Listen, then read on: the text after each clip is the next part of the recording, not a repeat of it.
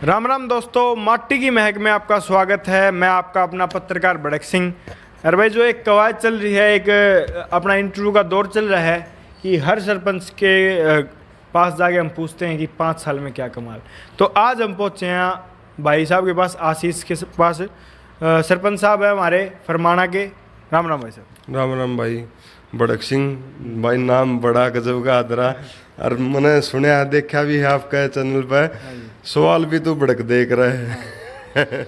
तो भाई साहब, इसे भड़क में पहला भड़कता हुआ सवाल यो है कि 5 साल में आपने के काम करे विकास कार्य जो गांव के हित में। गांव में भाई जब मैं सरपंच बना उस टाइम केवल सिर्फ 23 साल का था। और नौजवान होते हुए एक युवा जोश था मेरे अंदर, और युवा सोच थी कि गांव को उन्नति के रास्ते, विकास के रास्ते कैसे ले जाया जा सके। क्योंकि हमारी पंचायत का गठन जो हुआ था, पढ़ी लिखी पंचायतें आई थी पहली बार। इससे पहले तो अनपढ़ गुठा छाप सरपंच आया करते। इब्काल सरकार ने क्या कराया भाई, पढ़े लिखे सरपंच बना दिए, जिससे नौजवान युवा साथियों ने मौका मिला अब राजनीति में आने का, और युवा सोच मिली, युवा जोश मिला, ताकि गांव का विकास अच्छे ढंग से हो सके। तो मैंने इसी सोच के माध्यम से, जैसे गांव में जो बीपीएल कार्ड के परिवार थे जो सिर्फ और सिर्फ मजदूरी पे ही निर्भर थे, सबसे पहले गांव में मनरेगा स्कीम को लेके आया, ताकि इससे गरीब आदमी को जिसको काम की जरूरत है उसको काम मिल सके। मनरेगा स्कीम के तहत मैंने गांव में 4 तालाबों की खुदाई करवाई और उनमें पानी डलवा। एक तालाब तो हमारा 19 एकड़ में है, जो एक टाइम पर चौधरी देवीलाल मुख्यमंत्री आ रहे थे ना, उस टाइम खुदाई हुई थी उसकी। और उस टाइम काम के बदले अनाज दिया जाता था। तो दूसरा सरपंच मैं हूँ जो उस 19 किला जोड़ को मतलब बड़े अच्छे तरीके से उसकी रिटर्निंग वाल करवा के उसमें शौच जल के लिए पानी की पाइपलाइन लिया। एक गांव में हमारे क्या है, बरसात ज़्यादा हो गई तो फ्लड, जो पंचायती जमीन वो फ्लड का पानी ज़्यादा आ जाता है बरसात का, और वहाँ पे उन किलों में अगले बार बिजाई भी नहीं हो सकती, और जो फसल वो रखी वो भी खत्म। उसकी निकासी के लिए स्पेशल पाइपलाइन बिछवाई 2.5 किलोमीटर की, बदरों में डाल दिया, उसको पानी निकाल, ताकि जमींदार किसान भाइयों को कोई समस्या सामना ना करना पड़े। क्योंकि ज़मीन आजकल बेरा सारे छोटे छोटे किसान रह गए हैं भाई, इन्हों तो से कौन पलड़ की बात से ये तो को 1 किला जमींदार को, 2 किले को, 5 किले को, 7 किले, और सरकार ऊपर से ऐसे ये कानून लेके आने लग रही है, तो किसान की तो वैसे ही मरा पड़ा है। तो हमने किसान की ध्यान में रखते पानी की पाइपलाइन का निकासी के लिए, और 64 किले की पक्की नाली खेत में नहर से लेकर अलग अलग, जैसे नूनी भाई किसी को अपने निजी स्वार्थ में, जो कि समाज के किले हैं उड़ा है, जैसे पंचायती जमीन अलग अलग जगह 64 किले की पक्के खाड़ बनवाए, ताकि जो बंजर जमीन पड़ी है किसान भाइयों को पानी देने के लिए उसका सुविधा किसान भाइयों मिल सके। और एक बात मैं भी कहना चाहूँगा कि जब मैं आपके घर पे गया और मैंने जो गांव का माहौल देखा, तो जो गलियाँ बनाई हैं आपने वो बहुत प्यारी लगी। मैंने सबसे ज़्यादा जो खूबसूरती लगी मैंने आपकी पंचायत में, वो गलियाँ लगी। भाई साहब मेरा मतलब ये था सोच था, मैं पंचायत जब यह हुई थी ना, ये स्टार स्कीम चलाई थी ओम प्रकाश धनखड़ जी ने, उस टाइम मैं इनके खिलाफ था भाई। मेरे इनके साथ हमारी विचारधारा अलग है, बीजेपी के साथ हमारी विचारधारा नहीं मिलती। उस टाइम मेरा गांव पूरा तो जो थाने में मुकदमा, कोई मुकदमा नहीं था मेरा, संस्था का, पीएचसी का, स्कूल का, 6 स्टार पंचायत होनी थी मेरी, लेकिन इन्होंने भेदभाव करते मेरे 3 स्टार पंचायत कराई मेरी, नहीं मैं 6 स्टार का हकदार था। अगला क्वेश्चन आशीष भाई ये है कि बात रही विकास की, तो पक्ष विपक्ष हर पंचायत में होता है, हर गांव में होता है।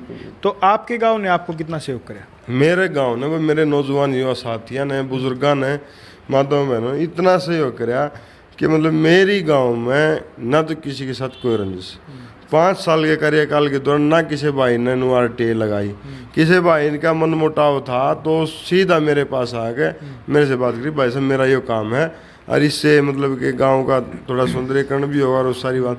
तो हमने भाई से, हम उसकी बातों से एग्री और हमने वो काम किया, जितना टाइम उसको बता उसी टाइम के अंदर वो काम करके दिया। ये भी एक बहुत बड़ी उपलब्धि है कि भाई 5 साल में कार्यकाल में कोई भी RTA नहीं लगना। ये भी एक ये चीज़ ये दर्शाता है कि आपका सरपंच कितना इन्वायरमेंट को लेके या आपको लेके कितना वो समझता है आपको, आप कितना उसको समझते हो।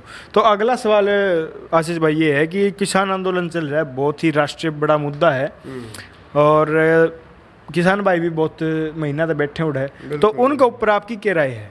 मेरी तो एक ही राय है, मोदी सरकार को, मैं तो संदीप बैरी सरकार को सिर्फ यही कहना चाहता हूँ हाथ जोड़ के, हे मोदी, इन किसान भाइयों की आत्मा ना दुखावे, मजदूर भाइयों आत्मा ना दुखावे, इनकी आवाज़ सुन के इनको सम्मान के साथ अपने वापस घर भेजने का काम करे और इन तीनों काले कानूनों को वापस करे, ताकि ये जाके जैसे इनकी लाइफ पहले, जिंदगी पहले चल रही थी अपने बच्चों के साथ घुल मिल कर अपने भाईचारे में, तो उसी प्रकार इनको वापस सम्मान के साथ घर भेजे और ताकि इनकी ज़िंदगी जैसे पहले चल रही थी उसी पटड़ी पे आ गए अपनी ज़िंदगी जी सके। और आखिरी क्वेश्चन भाई साहब ये है कि 5 साल आपने गांव की सरपंची को संभाला है, काफ़ी काम करवाए हैं, गांव भी आपसे खुश है। बिल्कुल, इसकी प्रत्यक्ष को प्रमाण की आवश्यकता नहीं है दोस्तों, क्योंकि जब गांव में कोई आरटीआई नहीं लगती तो यही कहा जाता है कि गांव आपसे खुश है।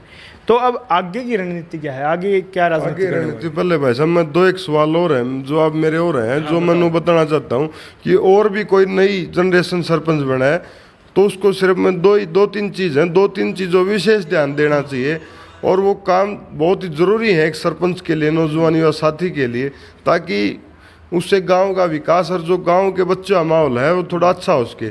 जैसे ये तो हो गया था भाई अपना जोड़ का तालाब का, एक जो गांव का गंदा पानी घेरा में चला जा रहा था, इस साइड गंदगी फैला रही थी, मच्छर होते, मलेरिया का और डेंगू का बीमारी ज़्यादा फैलती थी। लेकिन मैंने सरपंच बनते ही 35 लाख रुपए ग्रांट से गांव में 2 5 पॉइंट सिस्टम बनवाए, ताकि उस बगड़िया पानी उस 5 पॉइंट में, इस बगड़िया पानी इस 5 पॉइंट में, और वहाँ 5 पॉइंट का मतलब पहले एक खड्डे में गिरेगा, वहाँ से छन कर दूसरे में जा, दूसरे में से तीसरे में जा, तीसरे से में चौथे में जा, चौथे में 5वें में जाएगा ना, तो पानी बिल्कुल वो गंदा पानी साफ हो जाएगा। और वहाँ पे जनरेटर लगा के अपना ट्यूबवेल लगा के उस पानी को बेसिक सिंचाई के लिए किसान भाइयों ने उपयोग में उस पानी को लेके आए, पहला काम। दूसरा काम, गाँव में जो मिडिल स्कूल है उसमें आप जाके देखोगे तो आप ये देखोगे कि भाई ये जो प्राइवेट स्कूल जीडी गोइंका वर्गीय स्कूल है रोहतक में, उनने फैल करा भाई साहब। अगर कोई स्कूल के प्रांगण में को आदमी एंट्री करा है तो जैसे नु बस ये प्ले स्कूल जैसे लगे नहीं होते हैं, झूले हो गए, अच्छा अंदर के इंटरलॉकिंग रास्ते हो गए, अच्छा भाई जल बचाओ संरक्षण हो गया, जल बचाओ संरक्षण के बाद मिड डे मील, मैं 15 दिन में मिड डे मील में एक बार स्कूल में जा खाना खा के आता था, चेक करके आता था। वो किसी है कि भाई देखो ये भी एक बहुत बड़ी बात होती है कि आप जो भी कार्य करें उसके ऊपर आप काम कर रहे हो, मान लो मिड डे मील आप चला रहे हो बच्चों के लिए, तो उसमें चेक करना ये बहुत बड़ी बात है कि भाई खुद एक बार खा के देखो कि कैसा खाना बनता है, क्या इसमें सुविधाएं मिलती हैं। बिल्कुल बिल्कुल, क्या पता भाई हमारे को अंधकार में रखते हो। मैं तो सीधा रसोई में एंट्री करता था, जो बच्चे वहाँ खाना खा रहे थे उसी में से मैं बोल के थोड़ा मेरा भी डालियो जी, मैं अपने बैठ के वहीं उनके साथ ही बैठ के खाना खाता। अगर कोई कंप्लेंट होती तो मैं उनको बोलता भी। शुरू में तो स्कूल घबरा गया था कि आ गया भाई किसा सरपंच आया तो रोज स्कूल में खड़ा रहे, फीस नहीं देंगे, फीस दे में बाल बच्चा भविष्य है, अगर यहीं से खराब होगा तो कैसे ये काम चलेगा। बिल्कुल बिल्कुल।